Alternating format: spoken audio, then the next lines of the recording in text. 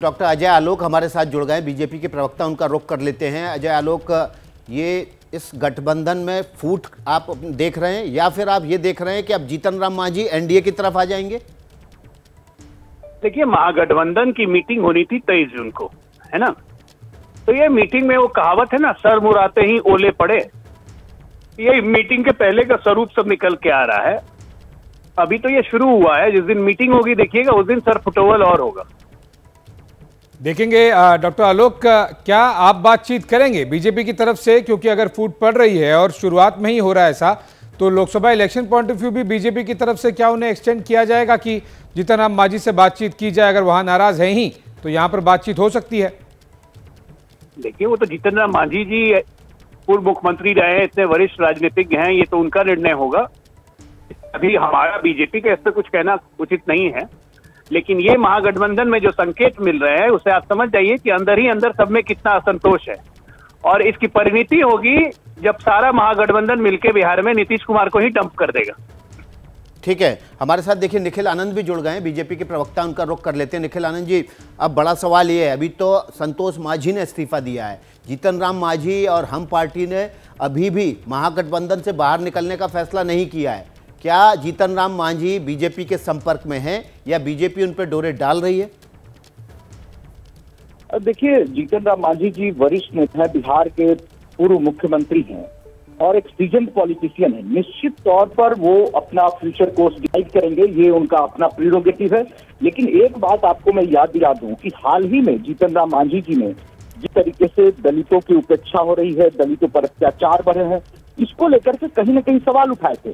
तो ऐसा लगा है कि महागठबंधन ने, नीतीश कुमार जी ने जीतन राम मांझी जी के चेहरे को ब्रांड के तौर पर अपनी पार्टी की, अपनी सरकार की ब्रांडिंग के लिए इस्तेमाल किया।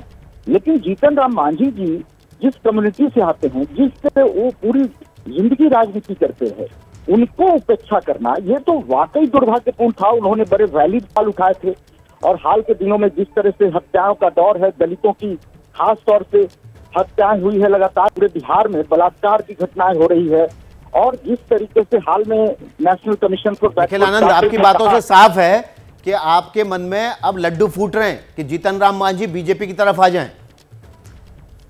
नहीं, ये लड्डू फूटने वाली बात नहीं है। जीतन राम मांझी जी का हम सभी बहुत सम्मान करते हैं।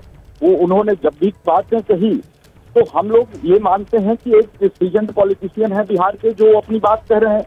उनके लिए, अब समाज के लिए मन में, दिल में बड़ी पीड़ा है, तकलीफ है, जिसकी अभिव्यक्ति हाल के दिनों में उन्होंने नीतीश कुमार जी से की थी। दलितों और अब एक बहुत ही महत्वपूर्ण बात आपको बता दूं कि नेशनल एससी कमीशन के चेयरमैन विजय अपला अभी बिहार आए थे।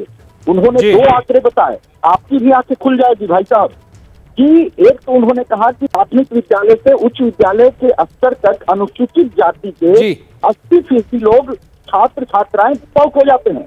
दूसरा, उन्होंने जो एक आंकड़ा बताया कि बीपीएल सूची से सिर्फ 5 या 7% लोग ही बाहर हैं। यानी कि दलितों के 94% लोग बिहार में गरीबी रेखा के नीचे जीवन। निखिल जी, हमारे साथ पूर्व प्रदेश अध्यक्ष और सांसद संजय जायसवाल जुड़ गए हैं, उनका रुख कर लेते हैं। संजय जायसवाल जी, जीतन राम मांझी के बेटे ने इस्तीफा दे दिया। कई दिनों से दोनों, हम और नीतीश कुमार के बीच लगातार कई मुद्दों पर विवाद की खबरें आ रही थीं। क्या अब बीजेपी जीतन राम मांझी की तरफ डोरे डालेगी? मैं एक तो पूर्व प्रदेश अध्यक्ष हूं, और नीतीश कुमार जी आज के समय में तेजस्वी यादव जी की गुलामी स्वीकार कर चुके हैं। तेजस्वी यादव जी बिल्कुल पसंद नहीं करेंगे कि कोई पढ़े लिखे व्यक्ति का उनके साथ कोई पढ़ा लिखा युवा रहे, क्योंकि फिर वो उनकी जो कमियां हैं वो उजागर हो जाएंगी। और इसीलिए किसी भी पढ़े लिखे युवा को तेजस्वी यादव पसंद नहीं करता, खास करके जो आदमी 5 वर्ष मंत्री रहा हो और एक भी घोटाले में उसका नाम नहीं आया हो, एक जगह भी कभी भी आपने संतोष जी का नाम किसी विवाद में नहीं देखा हो, ऐसे व्यक्तियों को तेजस्वी यादव बिल्कुल पसंद नहीं करते हैं।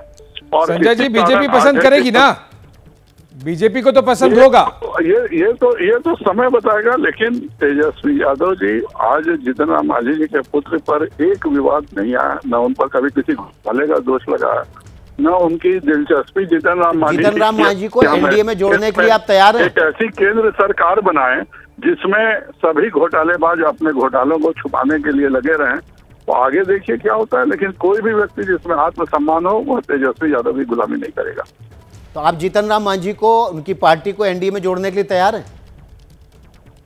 यह सब अभी कहने का समय नहीं है, तो हम लोग नहीं कह सकते हैं इस बात को। हमारे अकेले वो चाहते हैं कि नहीं, केंद्र क्या चाहता है इन पर है।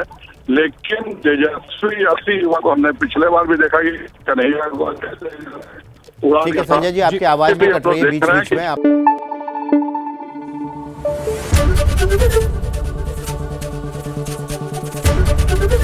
एबीपी न्यूज आपको रखे आगे।